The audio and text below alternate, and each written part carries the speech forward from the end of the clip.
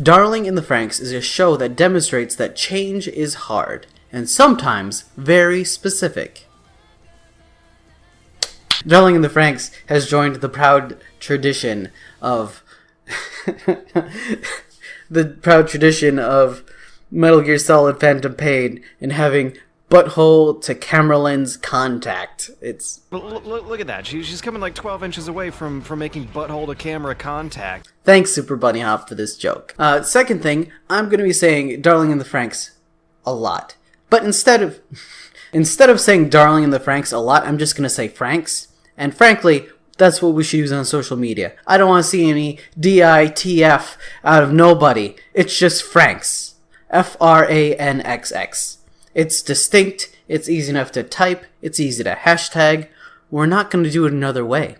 I'm going to ignore anyone else who's... Change isn't easy. Some people might think of it as easy. They might have the weird innate ability that they're able to drift from one task or thing to another, able to make their lives mimic whatever situation they need. Citation is needed. I'm pretty sure change is hard for everyone. That's why just about all of our stories and narrative in popular media is about change.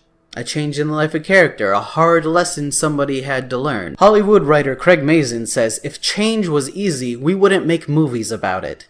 Or something like that. I'm pretty sure it's in the ballpark.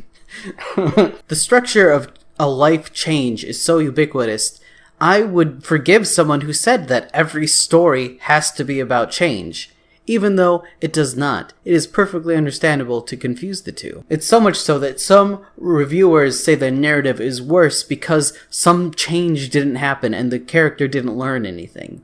It's not necessary for every story, but it's pretty good. Darling in the Franxx isn't the first show to be dripping with sex appeal. Darling in the Franxx isn't the first show to feature synchronization as, like, a plot thing. Darling in the Franxx isn't the first show where they fight mysterious monsters for lying adults. Darling in the Franxx is not the first show about change, where a character needs to make a commitment, fall in love, think about something differently, or just put forth a lot of effort, or just get in the robot. Hi, Father! Darling in the Franxx is not the first show about teeth. Wait, what? When I was younger, I had a lot of trouble brushing my teeth regularly. My parents would remind me, the dentist would threaten me with all the regular dentisty threats. Nurses would be mean to me. And I wasn't fighting this. I tried to brush my teeth. I made schedules. I tried to let people help me. I tried to watch for when other people brushed their teeth. I made little resolutions to motivate me. I would carry a toothbrush everywhere I went, just in case I could remember to do it. I didn't want to not brush my teeth. But none of this really made it stick. None of it really helped me brush my teeth every day. People kept telling me that it was easy, that they could just do it, that it takes 0 time. It didn't feel this way to me. It took time. It took effort. I was busy having fun. I was too busy playing to remember to brush my teeth. I would try to make my days have personal value to me up until the point that I had to go to bed. And sometimes I wouldn't go to bed, but I would still forget to brush my teeth. Nothing changed for a long time until I started thinking of brushing my teeth as a challenge. I ignored the things people said about it being easy and about it taking no time. I said, this thing is clearly difficult. I am having a hard time. This is not an easy task. I do not have to put the same effort. I can't put the same effort that I would for an easy task. I have to put the kind of effort I would have for a hard task. And then I did it. I was able to remember every day because brushing my teeth wasn't easy. Brushing my teeth was hard. And I don't know what it is about that little flick of a mindset that when I changed it, I was able to do it. I still don't know why. For Hero, our hero in Darling of the Franxx, piloting a Franxx is hard. Synchronizing with another person is hard. In order to pilot a Franxx, a person has to synchronize with another, and the computer can measure this, and that's what makes it so that a Franxx can run. You could probably easily break up the first arc of Darling in the Franxx to the 6 episodes where Hero learns the pilot with 02. So Hero and 02 are very compatible. The question is why? Why did the two of them in a Franxx make everything go all sparkly? Maybe a better question for this is, why did I choose this anime to talk about? Surely I can think about Evangelion or Gurren Lagann in this way and apply this little archetype that I've chosen. But those shows are more about showing up and putting forth an effort and believing in yourself, where I feel that Darling in the Franxx isn't going down that path. Darling in the Franxx has a heftier cast of mechs, each of which is a pair of pilots that seem to run their Franxx off a different set of emotional ties to each other. There's the couple that's paired with clarity and intelligence, the couple that seems to thrive off ambition and thrill, the couple that just seems to be the cutest. Like, they're just the cutest. I don't... Can there be a it runs off moe. And then there's a weird couple that seems to run off indifference. Like, can Spite pilot a Franxx? They just do it, and they don't seem to like each other very much. And this guy is messing around with all the other plot threads. This show has a lot going on. What's he doing? What are you doing there? Are you a little monster? Do you deserve this? You keep messing up with things. You keep messing with characters. Someone's pulling at all the strings. What could all this mean? Is this going somewhere? I'm gonna put away Franxx for like a second, for like a hot minute. Just think about all these different pairs that are able to connect to each other to make the Franxx work, and just kind of set it aside. And let's recontextualize change in a way that's less personal to me. Writer's block. That's personal to someone else, right?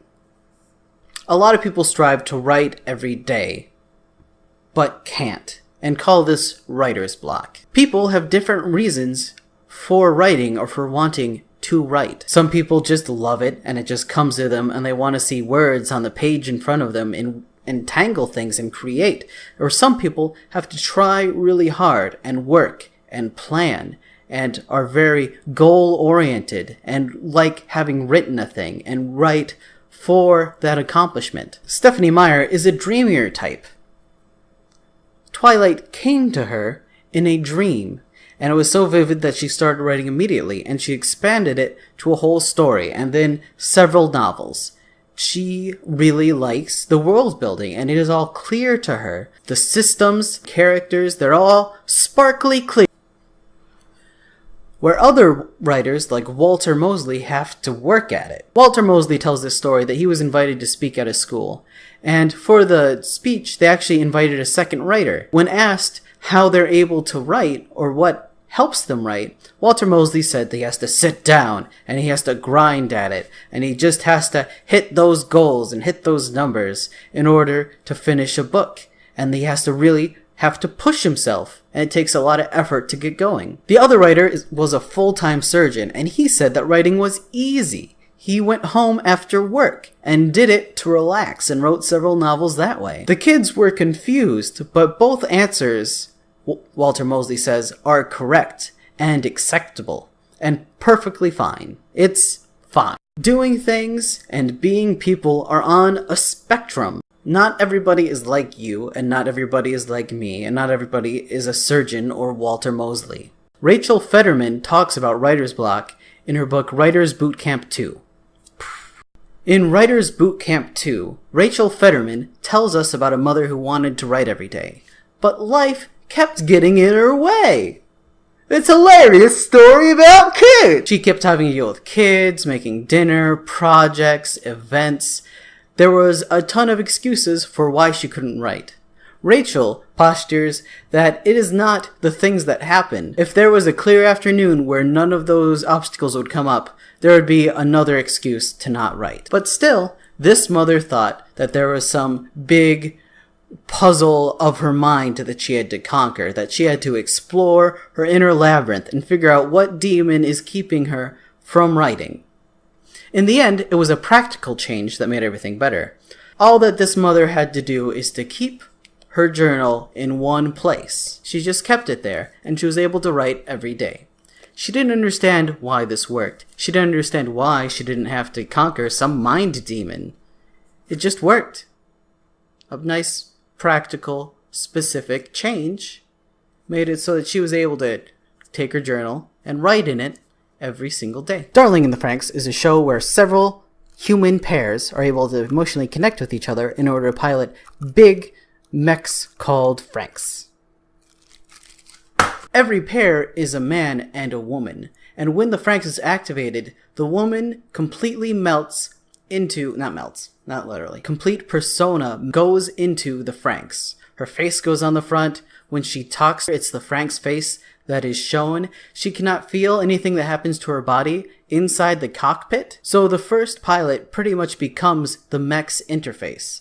And the second pilot, the boy, does the controlling. All of these little cute pilot children babies are made for one reason: to pilot Franxx. So there's some 1984 stuff going on with these kids. They are in a controlled environment. They're not given names, they're given numbers. They're taught on a special curriculum. There's a lot of controlled manipulation of their surroundings and limiters to what they can do and say. And these limiters are done with a 1984 word select. A little bit of the old future editing and language tainting. So they don't know words like kiss. They just know the words that they need to know in order to pilot efficiently. But Hero can't pilot a Franxx! 02 and Hero are the people outside of the norm. Hero is a boy that cannot control a Franxx with any other girl. And 02 is a girl with pink hair and horns that can control a Franxx without another person. And if another person tries to pilot with her, they get hurt. It's like some sort of opposites thing. A complementary thing. They complement one another. 02 pilots a special Franxx named Starlencia, who is the most powerful and specialist Franxx that we have seen so far. When they were younger, everyone thought that Hero would be the leader.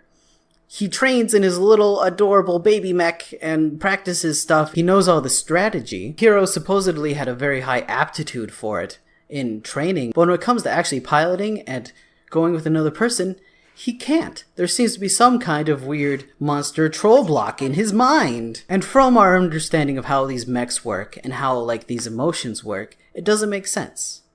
Hero is a special little flower.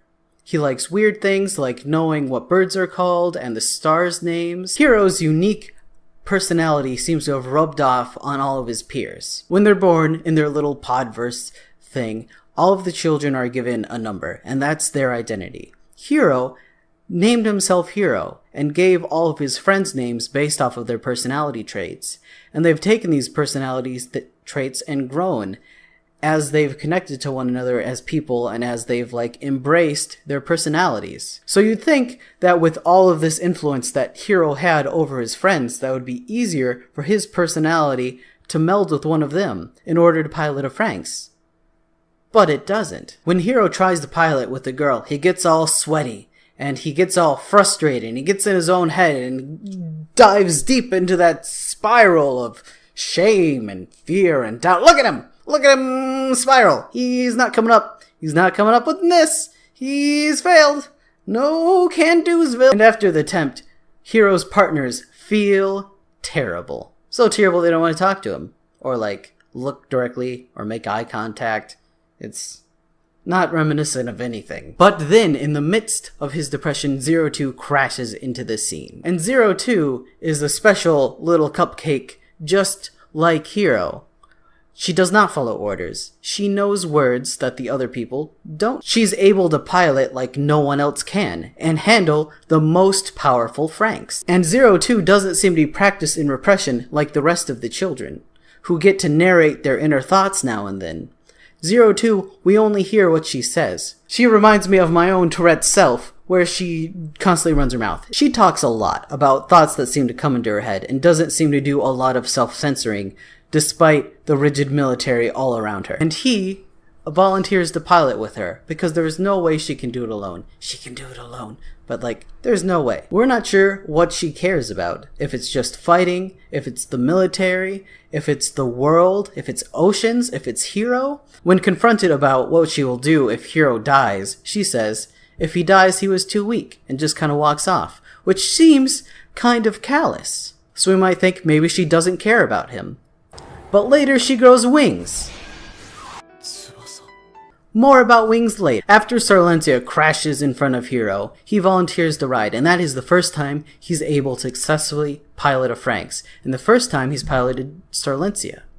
And also, the first time he learned that the word kiss means that he can put his lips to another person's mouth. He pilots it because he has to, and also, awesome kiss. The whole experience is a little overwhelming, and he doesn't quite remember it, but everything goes all sparkly anyway, so success! But then the powers that Monkey Bee decided that that victory, no matter how shiny or sparkly it was a fluke, and that they need to test Hiro independently. So like, obviously the only way to test this, instead of trying it again, is just, let's take him and put him with a girl and put him in another Franxx, and make that Franxx fight another Franxx, because we can just make him fight whenever, and that will see if he's good. In a very sword in the stone kind of, anyone can pull it once it's been pulled.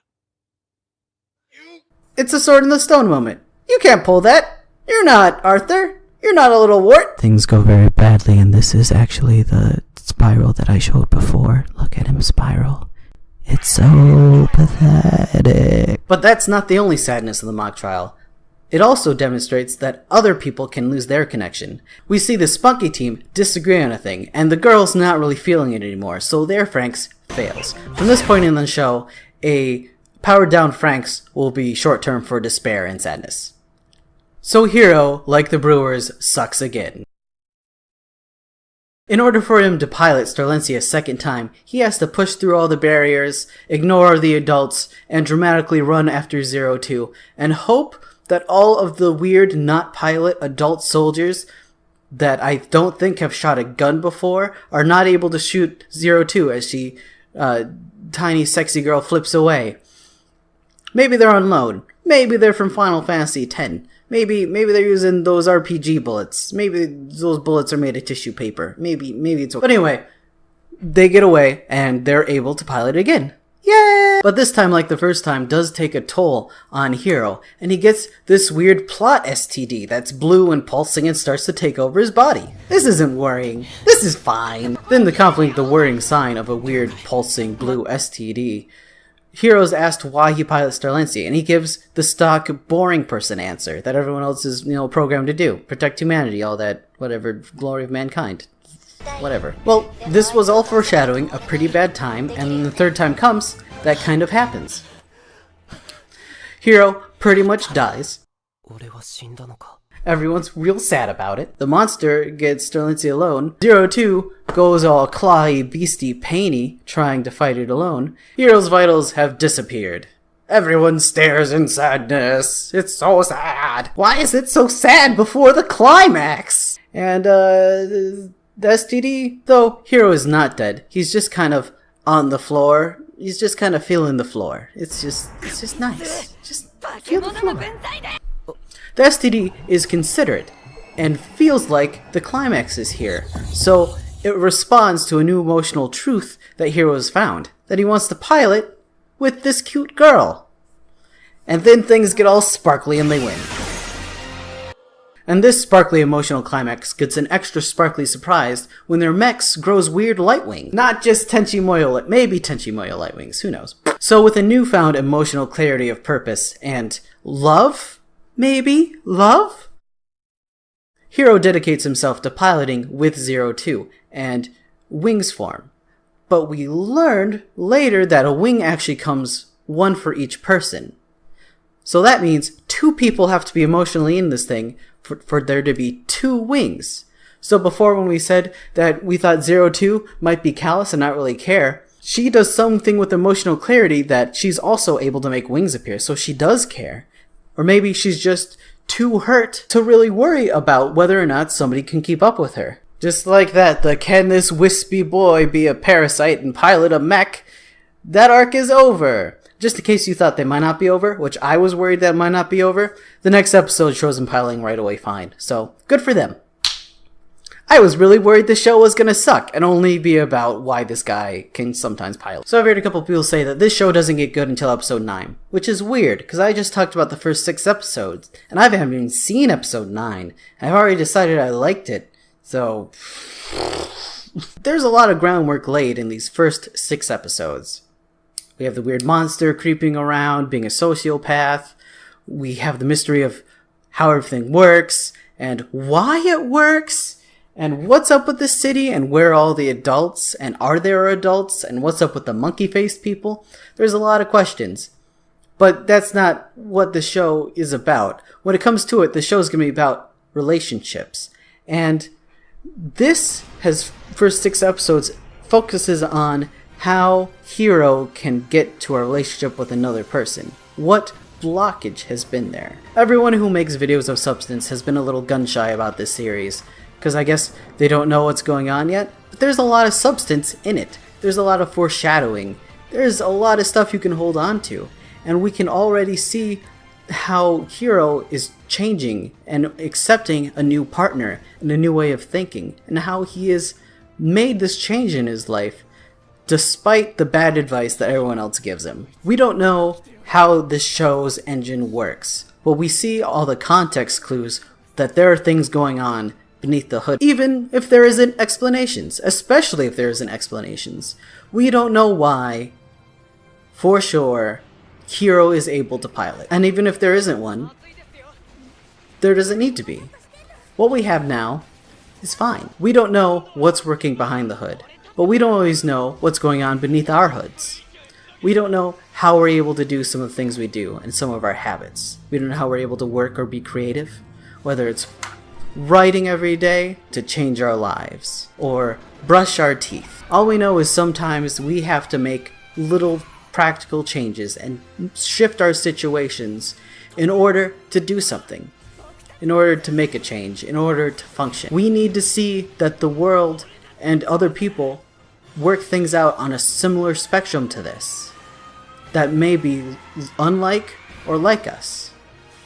We need to give our own selves room, in order to be a little weird, in order to help improve ourselves. Because change isn't easy, and sometimes it is terrifyingly specific. And for the people that can't brute force their way through, they have to find a way to change their circumstances to accommodate themselves. Be that practical or weird. And we just have to give each other space for that. And even though we don't understand, we still have to let it be. Because it's fine. It's okay. We just need to give everyone a little bit of room to succeed. You can give me a little room to succeed by liking this video and subscribing, but also hitting the bell, because hitting subscribing isn't really subscribing until you hit the bell. It's weird, it's specific, but it's okay. We'll give you this space. YouTube deserves this space for this weird change they have made, because subscribing isn't subscribing anymore. Hope you like this video. I have some more anime YouTube coming up, and some more anime YouTube that you can go back and watch, and some other video essays that this hopefully was reminiscent of. Have a good day, and, love yourself a little.